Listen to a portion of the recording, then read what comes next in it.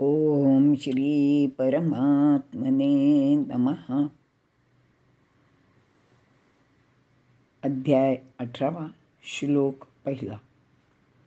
अर्जुन उवाच. संन्यासस्य महाबाहो तत्त्वमिच्छामि वेदितुं त्यागस्य च ऋषिकेश पृथक् केशिनिषूदन. अर्थ. अर्जुनाने विचारले किंवा अर्जुन म्हणाला, हे महाबाहो, ऋषिकेशा, केशी शूदना, संन्यासाचे व त्यागाचे पृथक तत्व किंवा निश्चित अर्थ जाणण्याची माझी इच्छा आहे. विवरण. या श्लोकात अर्जुनाने भगवान श्रीकृष्णांसाठी 3 विशेषणे उपयोगात आणली आहेत. 1. महाबाहो. असे म्हणताना अर्जुनाचे मनात असा भाव आहे की भगवान सर्व काही जाणतात व ते सगळे सांगण्यासाठी समर्थ सुद्धा आहेत व ज्यायोगे अर्जुनाच्या जिज्ञासेचे समाधान होईल. 2. ऋषिकेश. अर्जुनाला त्याग व संन्यास यांचे तत्व जाणून घ्यायचे आहे. त्यासाठी ज्या आवश्यक गोष्टी आहेत त्या सर्व, म्हणजे यामध्ये अर्जुनाने विचारलेले काही प्रश्न आणि न विचारलेले सुद्धा काही त्याच्या मनात असलेले प्रश्न भगवंतांनी सोपेपणे व सविस्तरपणे सांगावेत. ऋषिकेश हे संबोधन अंतर्यामीचा वाचक आहे. भगवान मनातील सर्व भाव जाणतात असे अर्जुन सुचवित आहे. या व्यतिरिक्त ऋषिकेशचा अर्थ आपण मागे बघितलेला आहे की ऋषिकेश म्हणजे आनंद, सुख, ऐश्वर यांचा स्वामी. ऋषिक म्हणजे इंद्रिय आणि इंद्रियांचा स्वामी आणि ऋषिकेश म्हणजे ज्याचे केस आकर्षक व सुंदर आहेत असा. अर्थात हे सर्व अर्थ इथे अभिप्रेत नाहीत, तर वरती पहिल्यांदा सांगितलेला जो अर्थ आहे तोच ह्या श्लोकासाठी अभिप्रेत आहे. 3. केशी शूदन. हे संबोधन विघ्न दूर करण्याचे सूचक आहे. भगवंताने अनेक भक्तांची विघ्ने दूर केली आहेत, तशी अर्जुनाची सुद्धा करावीत. अर्थातच येथे काही जाणून घ्यायचे आहे त्यामध्ये आलेल्या शंका हीच खरी विघ्ने आहेत आणि ती दूर करावीत असे अर्जुनाला वाटते.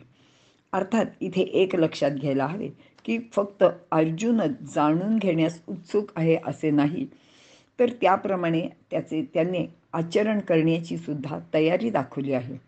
आणि भगवंत म्हणूनच त्याला म्हणतात की अर्जुना, तू परीससी परीसोनी अनुष्ठिसी तरी आम्हासीची वाणी कायसी सांगावयाची. अर्थात 5व्या अध्यायात हे ज्ञानेश्वर माऊलींनी भगवंताच्या मुखात घातलेली अशी ओवी आहे. या अध्यायाचे सुरुवातीलाच अर्जुनाने विचारले की भगवंता, संन्यास व त्याग यांचे सुस्पष्ट व स्वतंत्र विवेचन मला कृपा करून सांगा, कारण या दोन्हीत नेमका काय फरक आहे ते काही मला नीटसे अजून कळलेले नाही. आता यापूर्वीच भगवंताने वारंवार संन्यास सांगितला आहे. तू ज्ञानी हो, माझे स्मरण कर, अनन्य हो. त्याचप्रमाणे परमात्मा या अनुभवावर स्थिर राहण्यास सुद्धा सांगत आहे. या म्हणजे ह्यावरच्या सर्व गोष्टींच्यावर, म्हणजेच जडतेचा, साकारतेचा, स्थलकालाचा संपूर्ण त्याग भगवंताने सुचवला आहे. सृष्टी प्रक्रिया म्हणजेच कर्म असल्याने सर्व कर्म संन्यास केल्या वाचून परमात्म्याशी अनन्य होता येत नाही. तर दुसरीकडे भगवंत आणखी एक विचारसूत्र सांगत आहेत की तू कर्म कर, तू युद्ध कर आणि मी स्वतःसुद्धा कर्मात रमतो, तो मी कर्मी वर्ते असं भगवान सांगतायत. कर्मफलाचा त्याग कर, परंतु कर्मयोगात कर्माचा, प्रकृतीचा, स्थल कालादी मर्यादांचा स्वीकार सुद्धा आहे. संन्यासात शुद्ध ज्ञान आहे, पण त्यामुळे जीवनातील सारी कर्मे अज्ञानजन्य व अर्थशून्य होतात. तर कर्मयोगात अर्थपूर्णता आहे, कर्माला किंमत आहे, पण तेथे अज्ञानाला सुद्धा मान्यता आहे, कारण ते सर्व प्रकृतीत वावरणेच असते. अर्जुनाची खरी शंका अशी आहे की संन्यासात शुद्ध ज्ञान म्हणजे ज्ञानमार्ग व अज्ञानी लोकांसाठी कर्मयोग असे 2 मार्ग भगवंतांनी सांगितलेत की काय? मी अज्ञानी कर्माचा अधिकारी असेल तर मग माझा भक्त हो, माझ्यावर ध्यान केंद्रित कर इत्यादी ज्ञानमार्ग ह्यांनी मला कशाला सांगितला? आणि शिवाय कर्माशिवाय जर कोणीच राहू शकत नाही, त्याचा अर्थ त्याचा त्याग करणे सुद्धा कोणाला शक्य नाही. म्हणून फलत्याग करावा असे पुन्हा पुन्हा का सांगतायत? ज्ञानमार्ग व कर्ममार्ग दोन वेगवेगळ्या व्यक्तींसाठी सांगितलेले तत्त्वज्ञान आहे का? आणि या आणि अशा शंकेचे अर्जुनाला सुस्पष्ट विवेचन हवे आहे. खरे तर यापूर्वी कल्याणाचा मार्ग सुद्धा निश्चितपणे तुम्हाला सांग असे अर्जुनाने दुसऱ्या अध्यायात भगवंताला सांगितले होते.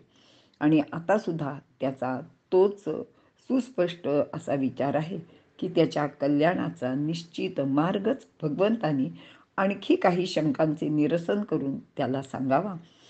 इथे आपण थांबूया. पुढील श्लोकापासून भगवंत अर्जुनाच्या या शंकांचे कसे निरसन करतात ते आपण पाहणार आहोत. धन्यवाद.